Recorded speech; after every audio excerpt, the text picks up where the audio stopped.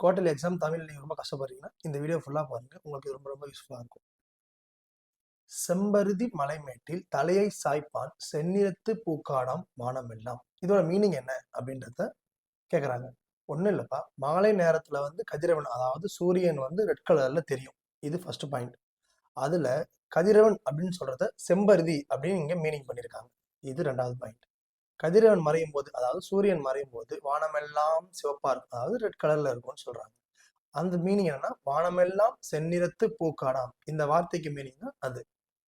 எப்படி மனுஷங்க வந்து தலைக்காணி வச்சுட்டு தலையில தூங்குவாங்களோ அந்த மாதிரி கதிரவன் அதாவது சூரியன் மலையில சாஞ்சுக்கிட்டு தூங்குறாரு அப்படின்னு இதோட மீனிங் சொல்ல வருது அப்படின்னு சொல்றாங்க.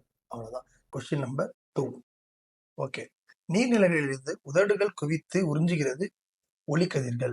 இந்த கவிதையோட நெக்ஸ்ட் லைன், அதாவது அடுத்த அடியில தூங்கும் பனி நீரை வாங்கும் கதிரவனே அப்படின்னு நாட்டுப்புற பாடலோட தொடர்ச்சியா வந்து அமைஞ்சிருக்கு. அதை பத்தி கொஞ்சம் எக்ஸ்பிளைன் பண்ணுங்க அப்படின்னு கேக்குறாங்க.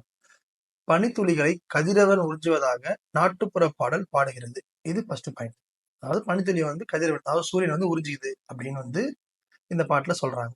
நெக்ஸ்ட் லைன், நீர்நிலையில் உள்ள நீரினை கதிரவன் ஒளிக்கதிர்கள் உறிஞ்சுவதாக ஐயப்ப மாதவன் பாடியுள்ளார். அதாவது நீர்நிலைகள் அப்படின்றது ஏரி, குளம், குட்டை, கடல் எல்லாம் இருக்குல்ல, இது எல்லாமே நீர்நிலை. இதுல இருந்து தண்ணி அதாவது நீரை வந்து சூரியன் வந்து உறிஞ்சிக்குது கதிர் மூலியமா அப்படின்னு சொல்றாங்க. அடுத்தது, ஐயப்ப மாதன் கவிதையின் இடம்பெற்றுள்ள இதழ் குவித்து உறிஞ்சுகிறது. இந்த வார்த்தை ரொம்ப இம்பார்ட்டன்ட். இதழ் குவித்து உறிஞ்சுகிறது, இதோட மீனிங் என்னன்னா கதிரவனோட வெப்ப ஆற்றலால் வீரியத்தை உணர்த்துகிறது. அதாவது சூரியனோட வெப்ப ஆற்றல் இவ்வளவு ஸ்ட்ராங்கா இருக்கு, இவ்வளவு ஹெவியா இருக்கு அப்படின்றது இந்த லைன் மூலியமா தெரிய வருது அப்படின்னு சொல்றாங்க. சோ இந்த மாதிரி கவிதை உருவாகும் காலத்துல இந்த மாதிரி எல்லாம் கொஞ்சம் வெரைட்டியா பேசிட்டு இருக்காங்க. சோ கவிதை உருவாகும் காலத்தின் வளர்ச்சியை இது காட்டுகிறது. வாடகை காலத்தில் கோவலர்கள் எவ்வாறு பாதுகாப்பை தேடினர்? கொஸ்டின் நம்பர் 3, 12th செய்யுள். ஓகே. வாடகை காலத்துல தாழ்வான பகுதியில இருந்து வெள்ளத்தை வெறுத்து கோவலர்கள் என்ன பண்ணோம்னா தான் தங்கியிருந்த இடத்துல இருந்து வேறொரு இடத்துக்கு வந்து இடம் மாறுவாங்க. இது வந்து ஃபர்ஸ்ட் பாயிண்ட்.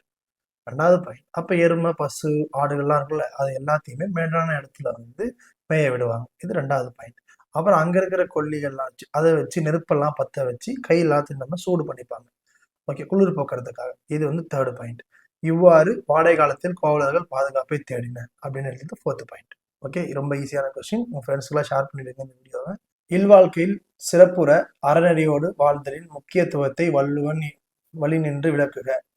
அதாவது நீ அன்போடும் அறத்தோடும் இல்லற வாழ்க்கையை வந்து விளங்கின, அதாவது இல்லற வாழ்க்கை வாழ்ந்த அப்படின்னா உனக்கு பண்பும் பயனும் அதுவே வந்து அமையும், நல்லதுதான் நடக்கும் அப்படின்றாரு.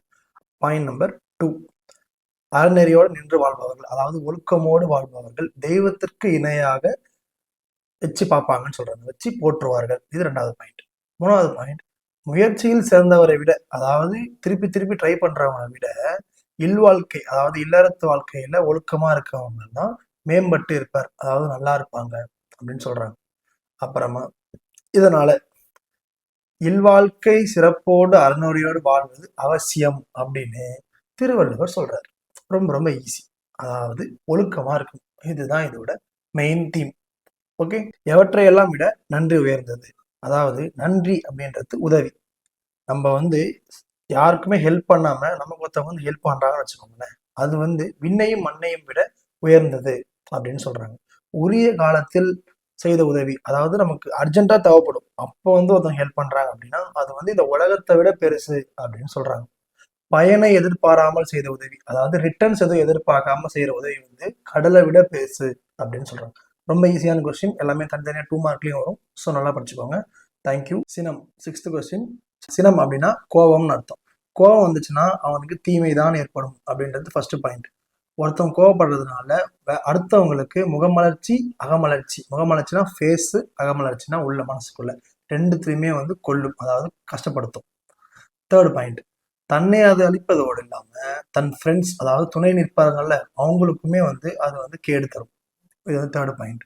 ஸோ ஒருவனை காத்து கொள்ள விரும்பினால் உன்னை நீ வந்து காத்துக்கணும் அப்படின்னு நீ நினைச்ச அப்படின்னா கோவப்படாமல் சினம் வராமல் காத்து கொள்ள வேண்டும் அப்படின்றது தான் இந்த question. 6th question most important question. இது 2 மார்க்லயும் இருக்கு, 6 மார்க்லயும் இதை கம்பைன் பண்ணி வருது. ஸோ நம்ம 6 மார்க்குக்காகவும் சேர்த்து படிக்கிற மாதிரி இருக்கும். 7th question.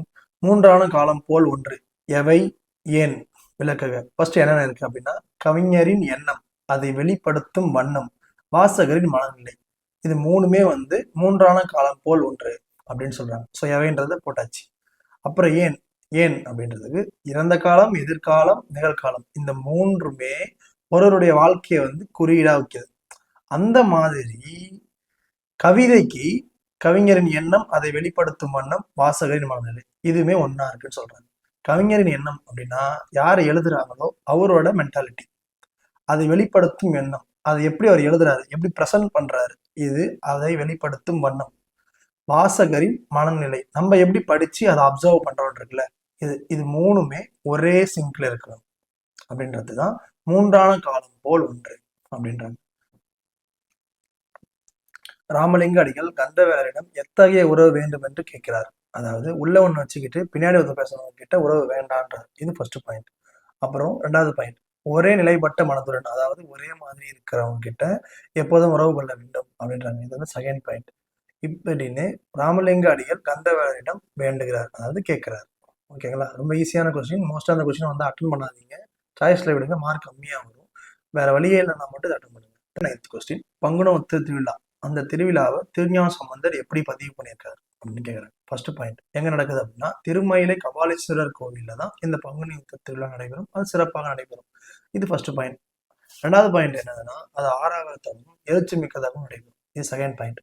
தேர்டு பாயிண்ட் வந்து அங்க இளம் பெண்கள் அதிகமா பங்கேற்றிருப்பாங்க. இது வந்து தேர்ட் பாயிண்ட். ஃபோர்த் பாயிண்ட், அந்த கபாலீஸ்வரர் கோயில்ல இருக்கிற சாமி இருக்குல்ல, இறைவர், அவங்களுக்கு பூஜை செய்வாங்க. இது வந்து ஃபோர்த் பாயிண்ட்.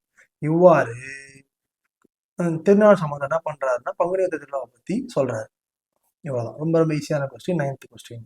10th கொஸ்டின், நெல்லின் நேரே வெண்கல் உப்பு அப்படின்ற தொடர் மூலியமா பண்டமாற்று முறையை பத்தி விளக்குங்க அப்படின்னு சொல்றாங்க.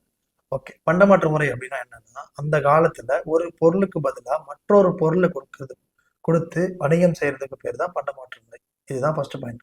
ரெண்டாவது பாயிண்ட், அது எந்த பாட்டுல கொடுத்துருக்காங்க அப்படின்னா, அகநானூறு அப்படின்ற பாட்டுல அம்மோனார் அதான் விளக்கியிருக்காரு. என்ன விளக்கியிருக்காருன்னா தேர்ட் லைன்ல இருக்கு. அதை அப்படியே கொஸ்டின்ல இருக்கிறதா தெரிஞ்சுக்கோங்க. ஃபோர்த் பாயிண்ட், அதை மீனிங் என்னன்னு சொல்றாங்க.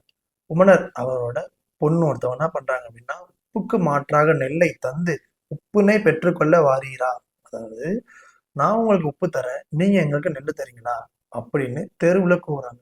இது இந்த லைனை படிச்ச உடனே அவருக்கு இமேஜினேஷன் ஆகுது அப்படின்றாங்க. ஓகேவா? ரொம்ப ரொம்ப ஈஸியான கொஸ்டின். மொத்தமாக 10 கொஸ்டின் கொடுத்துருக்கோம். இந்த 10 கொஸ்டின்ல இருந்து 2 கொஸ்டின் வந்து கம்பல்சரியா குவார்டர்லிக்கு வந்துடும். வெறும் 10 கொஸ்டின் 10 நிமிஷம், எல்லாமே ஒரு நிமிஷத்துல முடிச்சிருக்கேன். ஸோ அப்போ அந்த 10 நிமிஷம் நீங்க ஸ்பெண்ட் பண்ணீங்க அப்படின்னா உங்களுக்கு 8 மார்க் கம்பல்சரியாக வந்துடும். தேங்க்யூ. நல்லா ரிவைஸ் பண்ணுங்க. இந்த மாதிரி நிறைய வீடியோஸ் வேணும்னா நம்ம சேனலை சப்ஸ்கிரைப் பண்ணிக்கோங்க, ஃபாலோ பண்ணிக்கோங்க. மறக்காம உங்க ஃப்ரெண்ட்ஸுக்கு இதை ஷேர் பண்ணுங்க. இது மாதிரி உங்களுக்கு வேணும் அப்படின்னா கமெண்ட்ல நெக்ஸ்ட் அப்படின்னு கமெண்ட் பண்ணுங்க. கண்டிப்பா அடுத்து 10-20 வீடியோஸ் நான் உங்களுக்கு போட ரெடியா இருக்கேன்.